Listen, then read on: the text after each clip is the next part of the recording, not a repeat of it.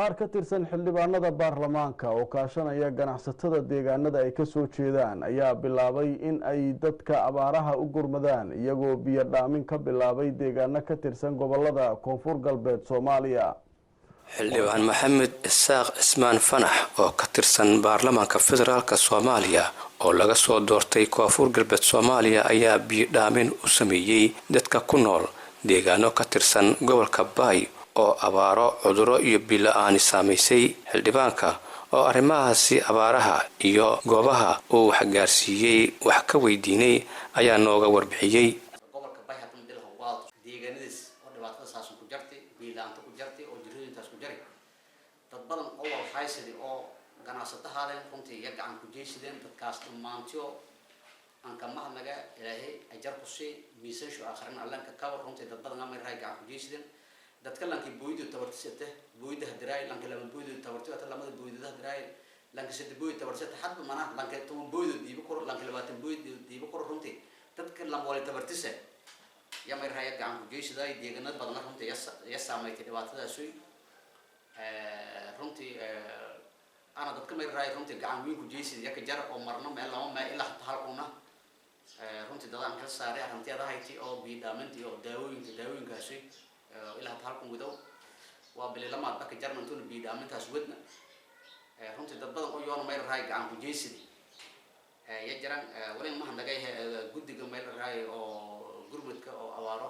oo gobolka Baay wali kumadaha deegaanka shabaab oo kumada runtii soo deegaan bileeringa dhuliyada bileeringa deegaankaas ya kumada muddo lamdrood ka dhawaade runtii dadka biidaaminta ka wadi ama meel raay tiradan ka badan oo biidaaminta meel ka soo tirtay runtii waa meel raay dhinikii ka runtii ku dareertay dad badan oo runtii yoona idan dadaaleen oo tahan hata ma naga ma jiran daawooyin badan nagadnay xarumo badan oo caafimaad soo gani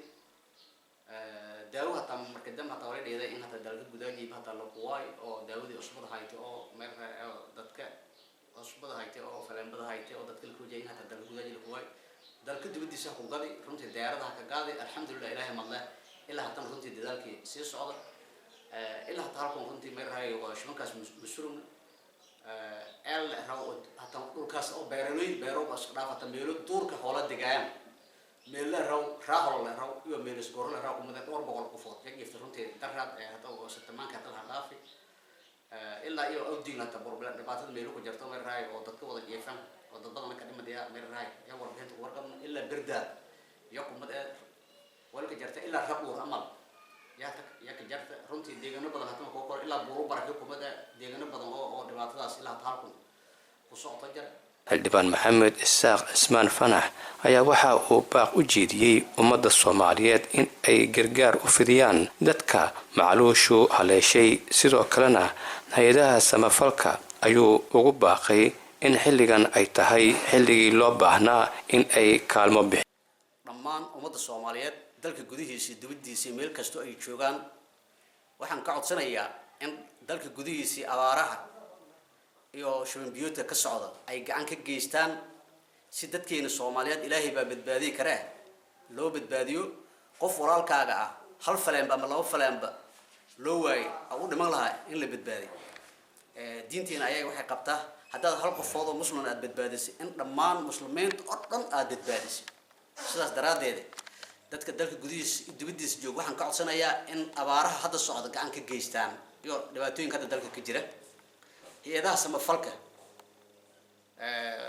xilligii waa iska dhamaad waqtigii roobka waa la joogaa runtii dhibaatooyinka hadda socda iyo abaaraha hadda socda iyo biidaaminta gacan kama geysan ayaga naftooda waxaan ugu baaqayaa in wixii karaankooda ay gacan ay ka geystaan. hase yeeshee xildhibaan maxamed fanax ayaa sheegay in xildhibaanada federaalka ay ka go'an tahay wax ka qabashada dhibaatooyinka soo wajahay dadka Soomaaliyeed. Abshir Maxamed Nuur Mandela, Kalsan TV.